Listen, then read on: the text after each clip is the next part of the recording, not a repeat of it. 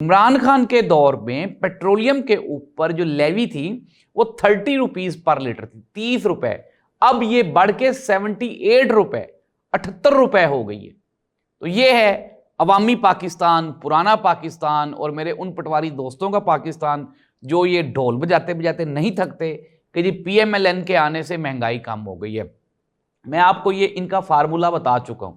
इन्होंने क्या किया है कि एक चीज को इन्होंने 100 रुपए महंगा कर दिया है। अब उस 100 रुपए में से 5 रुपए, 10 रुपए, 20 रुपए, 25 रुपए, 30 रुपए ये कम कर देते हैं। इट मीन्स दैट कि वो जो प्राइस है, वो जो चीज है, वो आज भी 75 रुपए इमरान खान के दौर से महंगी दे रहे हैं।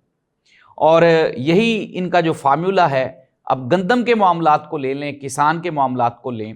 अब जो पंजाब की जो एडवाइज़र हैं एग्रीकल्चर की, वो ये मोहतरमा फरमा रही हैं कि इमरान खान के दौर में जो गंदम की कीमत थी उसको इमरान खान हुकूमत ने डबल कर दिया, जिससे फार्मर को ये फ़ायदा हो। उन्होंने कहा जी कि हमने गंदम नहीं खरीदी और जो गंदम है वो 100% जो है 50% जो है उसका रेट रिड्यूस हो गया, तो जिससे अब ये बैलेंस हो गया रेट।